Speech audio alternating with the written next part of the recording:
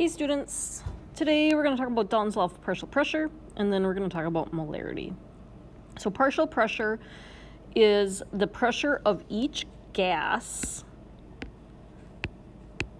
in a mixture. So if you have a mixture of 3 gases, you would have the partial pressure of each gas. So gas A would have a partial pressure of something. B would have a different partial pressure, C would have a different partial pressure, and then you can have a total pressure of the whole mixture. Dalton's law of partial pressure just states that the total pressure of the gas is the sum of all of your partial pressures of the component of gases. So it's hard to write an actual equation because it depends on how many gases you have. So the total pressure is just the sum of all the gases that you have. And so we're going to do an example. A mixture contains 3 gases. If gas A has a pressure of 0.25 atm, B has a pressure of 0.60 atm, and C has a pressure of 350 millimeters mercury, we want to know what the total pressure is. So we need to add your 3 together, but watch for units. Notice this guy right here is not in the same unit as the other 2, so you need to convert. We're going to convert this one. You could convert those 2, but that's more work. So we're going to convert the 350 millimeters mercury so that it's in the same unit as the other ones. So the pressure, I'm going to write that down. Pressure need to be in the same unit. Okay, so 350 millimeters mercury. This, we follow our units. And then we want to go to ATM. In your conversion fact, 760 millimeters mercury equals 1 ATM. That's on the back of the periodic table. So we've got millimeters mercury here. In front of that is your 760.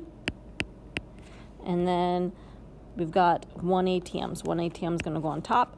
So I'm going to take 350 and divide by 760, and I get 0.46 ATM. Then our total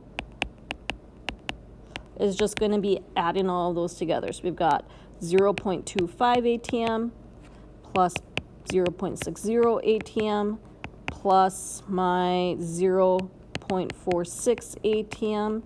So my P total is going to equal 1.31 ATM.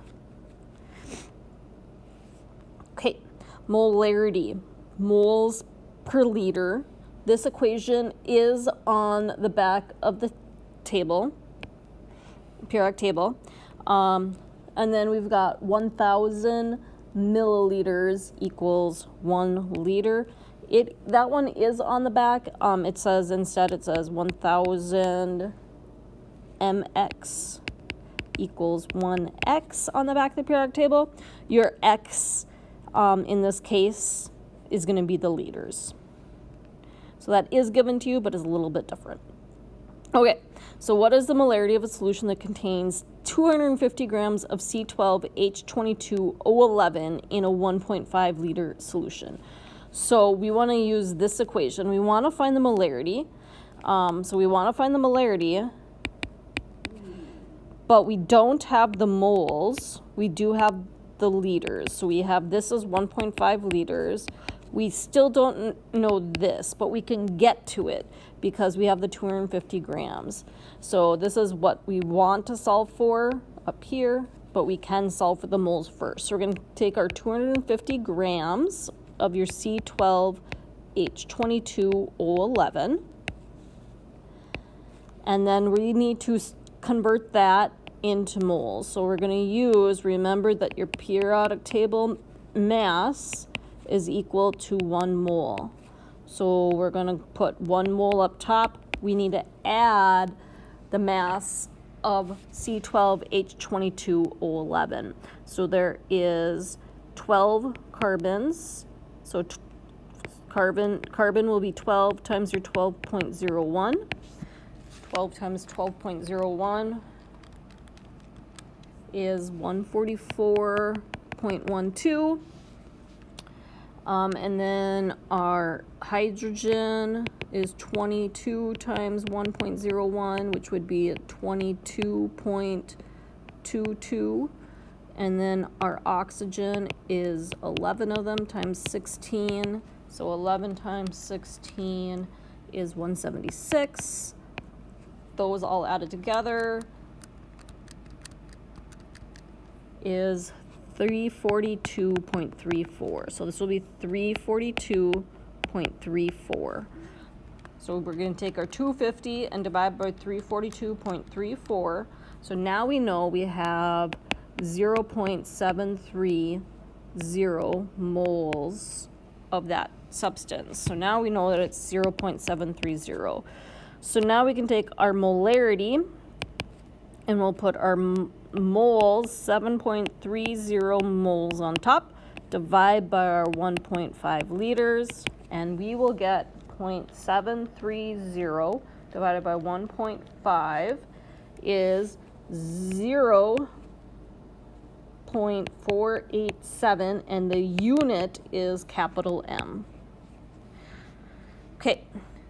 What mass is needed to make 500 milliliters of a 0.25 molar NaOH solution? This is what I do in the lab all the time to create stuff for you guys to use.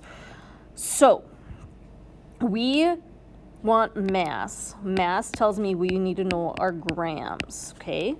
But using our molarity equation, we first can solve for the moles.